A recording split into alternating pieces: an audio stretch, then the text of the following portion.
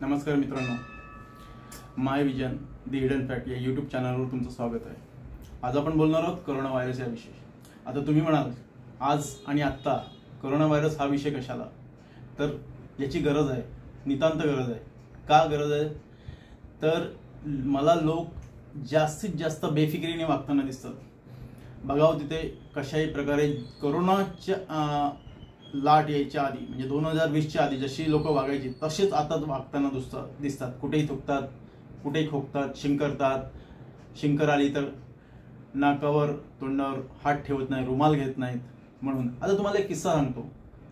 Corona हा चीनमध्ये होता, सगळीकडे सर्वत्र न्यूज चॅनलवर याच्या बातम्या यायच्या, पण आपल्या इथे नव्हता। आणि 1 मार्च 2020ला मी नेपाळला गेलो आणि 4 मार्चला माझा परतीचा प्रवास होता काठमांडू एअरपोर्टवरून।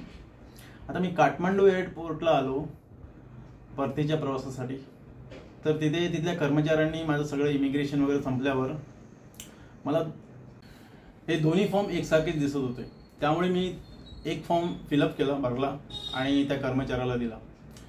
त्यांनी सांगितलं दुसराही फॉर्म भरा। तर मी म्हटलं दुसरा फॉर्म कशाला, सारखेच दिसतात। ते म्हणे नाही भरा, तुम्ही दुसराही फॉर्म भरा। तर त्यांनी सांगितल्यावर एवढं स्ट्रिक्टली मी दुसरा फॉर्म भरला, दोन्ही फॉर्म भरले। दोन्ही फॉर्म त्याला द्यायला गेलो तर त्याने एकच फॉर्म घेतला। तो म्हणतो एक फॉर्म तुमच्याकडेच ठेवा। मग तो फॉर्म मी माझ्या जवळ असलेल्या बॅगमध्ये ठेवला आणि त्यानंतर प्रवासाला सुरुवात झाली। मी मुंबई एअरपोर्टला आलो। मुंबई एअरपोर्टला आल्यावर बघतो तर इमिग्रेशनच्या आधी ही भली मोठी लाईन लागली होती। त्या रांगेत सगळेजण उभे होते, सगळ्यांच्या हातात फॉर्म होता। तेव्हा मला कळालं की फॉर्म इथे सबमिट करायचा आहे आणि एक एक करून असे प्रत्येकाचं टेम्परेचर चेक करायचं आणि पुढे सोडायचे। कोणाचं टेम्परेचर जास्त वाटलं तर त्याला बाजूला काढायचे आणि सांगायचे उभं राहा, इथे थांबतो, नंतर तुला सोडण्यात येईल। आणि मग तो फॉर्म मी तिथे दिला मुंबई एअरपोर्टला। नंतर इमिग्रेशन झालं, एअरपोर्टच्या बाहेर आलो, घरी आलो। नंतर घरी आल्यावर तो महिना मार्चचा होता, होळीचा सण झाला। होळीचा सण झाल्यानंतर लगेचच भारतामध्ये लॉकडाऊन लागलं आणि लॉकडाऊन लागल्यावर सगळा भारत देश एका कुलपामध्ये बंद झाला। आणि त्यानंतर काय झालं हे सगळ्यांना माहिती आहे। मित्रांनो, आज सुद्धा लोक खूप बेफिकीरपणे वागताना दिसतात। त्यावेळी कोरोनाच्या वेळी जे सरकारने घालून दिलेले निर्बंध आणि नियम याप्रमाणे वागताना अजिबात दिसत नाही, कोणीही दिसत नाही। तुम्हाला सांगतो, आपण ज्या देशात राहतो त्या देशाची लोकसंख्या 140 कोटी आहे। एवढ्या भल्या मोठ्या 140 कोटी लोकसंख्येच्या देशामध्ये प्रत्येक महानगरात, मग तो मुंबई असो, पुणे असो, दिल्ली असो, बँगलोर असो किंवा कलकत्ता असो, या सगळ्या शहरांच्या सगळीकडून पूर्ण देशातून या महानगरांच्या रोजगारासाठी, कामासाठी, धंद्यासाठी लोक ये जा करत असतात। त्यामुळे इथल्या वाहतूक यंत्रणेवर, मग ती बस सेवा असो, रेल्वे सेवा असो, विमान वाहतूक असो, या सगळ्यांच्यावर ताण पडतो। आणि एवढ्या मोठ्या लोकांना एवढ्या गर्दीत एवढी गर्दी होते की आता जर आपण लोकलचाच विचार केला आहे, मुंबई लोकलचा, तर मुंबई लोकलचे जे आहेत CST, दादर, घाटकोपर, त्यानंतर बायकाळा, कुर्ला, ठाणे हे आणि डोंबिवली, हे एवढे स्टेशन गजबजलेले आहेत। आणि कल्याणसुद्धा, की इथे सोशल डिस्टन्सिंग ठेवणे फार अवघड आहे, फार अवघड। लोक व्यवसायासाठी, धंद्यासाठी, शिक्षणासाठी बाहेर पडणारच आणि गर्दी होणारच, पण तरीही जिथे जिथे आवश्यक असेल तिथे सोशल डिस्टन्सिंग, अंतर ठेवलं पाहिजे, अंतर ठेवून बोललं पाहिजे, पण असं होताना अजिबात दिसत नाही। आता एक नवीन व्हेरियंट आलाय JN.1। या व्हेरियंटमध्ये चव आणि वास यावर काही परिणाम होताना दिसत नाही आणि यामुळे अशा केसेसमध्ये केस इन्फेक्टेड आहे हे कळायला मार्ग नसतो, समजू शकत नाही। त्यामुळे यात एक कळत नाही की ताप साधा आहे की कोविडचा आहे। पण तुमचा ताप जर 3 दिवसापेक्षा जास्त असेल आणि तो सतत येत असेल आणि तुमच्या श्वसन मार्गावर सूज येत असेल, घशात घरघर होत असेल, सर्दी 2 दिवसापेक्षा जास्त राहणे, थकवा येणे, सांधे दुखणे, धाप लागणे, हे असं होत असेल तर ही लक्षणं सगळी कोविडची आहेत. भारतात 19 मेला 257 ॲक्टिव्ह केसेस आढळल्या. ठीक आहे. त्यानंतर 26 मेला 1010 केसेस झाल्या. त्यातच एकट्या मुंबईमध्ये 56 केसेस होत्या सुरुवातीला, नंतर त्या 210 झाल्या. त्यातले 4 पेशंट दगावलेत. हे फक्त एका व्हेरियंटमुळे झालं, ते म्हणजे JN.1. आता नवीन आणखी 2 व्हेरियंट आलेत, ते आहेत NB.1.8.1 आणि LF.7. आणि ह्या व्हायरंटचा प्रसार पूर्वीपेक्षा फार वेगवान आणि वेगाने होऊ शकतो. हा व्हायरंट मुख्यत्वे करून तोंड, नाक, घसा यामध्ये सर्वाधिक आढळतो आणि त्यामुळे याचा फैलाव, प्रसार जास्त जोरात होतो. आता मागच्या महिन्यात थायलंडमध्ये म्हणजे 18 मे ते 24 मे या दरम्यान एका आठवड्यातच 52,000 केसेस सापडल्यात. मित्रांनो, मार्च 2020ला पहिली कोरोनाची लाट आली. या लाटेचं उगमस्थान होतं, कोरोनाचं उगमस्थान होतं चीनचं ह्युआन शहर. ठीक आहे. इथून सुरुवात झाली याची. या कोरोनाचा विषाणूला COVID-19 असं म्हणायचो आपण. मग दुसरी लाट आली, ती आली 2021ला. आणि या लाटेमध्ये ती पहिल्या लाटेपेक्षा अतिवेगवान आणि खूप भयानक होती. या लाटेनंतर भारतामध्ये 47 लाख लोक मृत्युमुखी पडलेत. पण माध्यमांच्या माहितीनुसार 47 लाख लोकांपेक्षा जास्त मृत्युमुखी पडलेत, कारण याच्यापेक्षा 10 पट मॉर्टिलिटी रेट होता, म्हणजे मृत्यूचा दर. ठीक आहे. पण WHO लगेच COVID-19 नंतर जागतिक महामारी म्हणून घोषित केलं आणि सगळीकडे पूर्ण जगात लॉकडाऊन हा काटेकोरपणे लागला आणि लोकांनी घालून दिलेल्या गाईडलाईन्स प्रमाणे वागायला सुरुवात केली. तंतोतंत सगळे काटेकोरपणे सगळे नियमांचं पालन केलं, सोशल डिस्टन्सिंग वगैरे. आणि भारतात तर मोठा लॉकडाऊन सुरू झाला. ठीक आहे.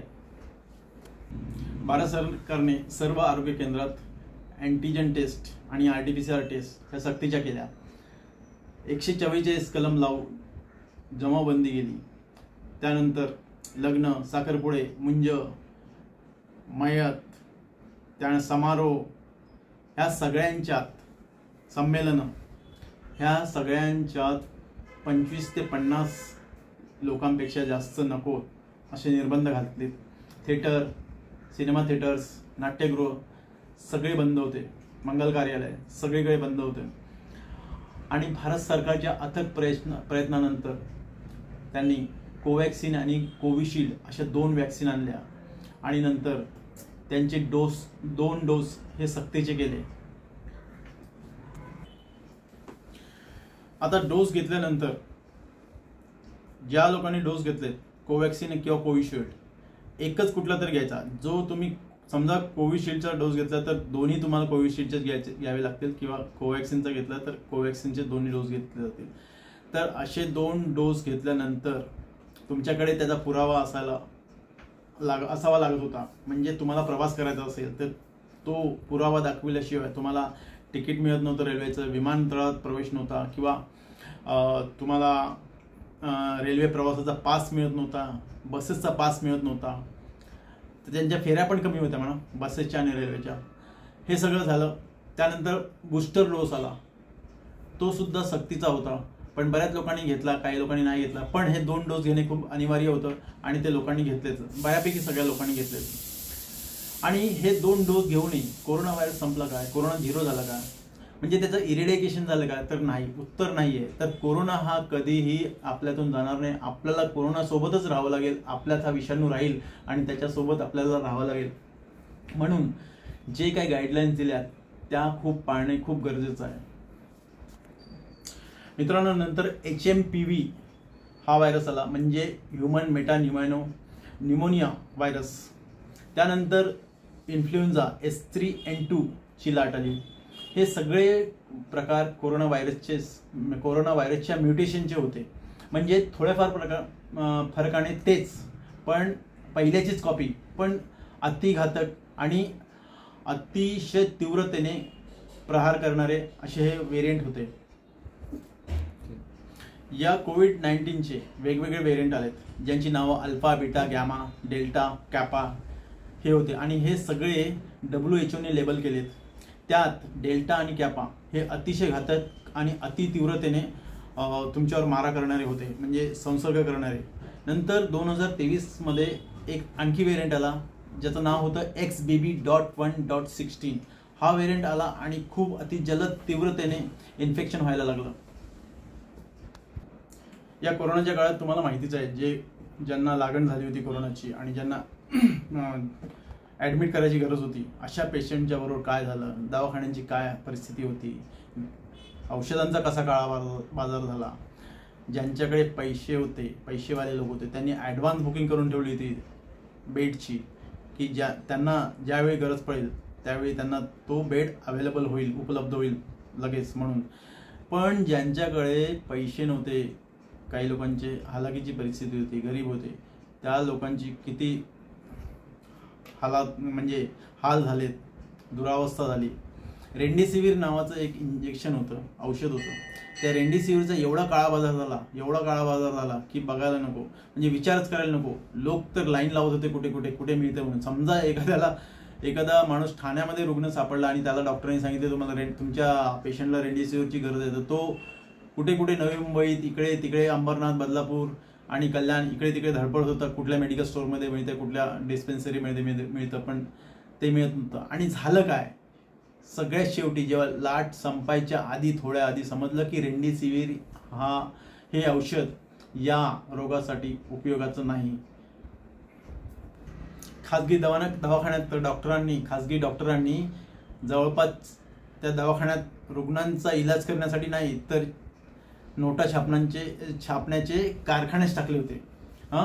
असा एवढा काळा बाजार चालला होता आणि तोपर्यंत लोक कंगाल झाले होते. मित्रांनो, आज आपण 2025 मध्ये आहोत.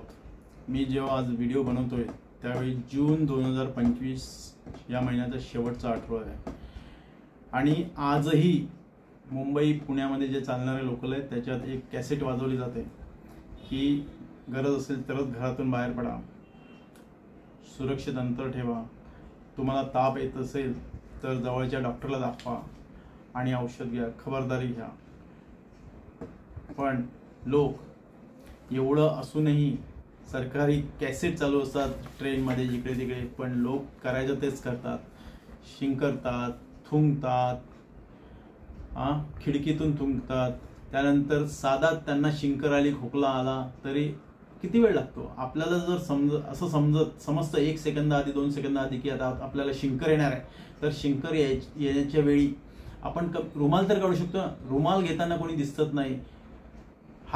कधी कोणी हात ठेवतात नाकावर, तोंडावर आणि त्याच हाताने शेकाणी करतात.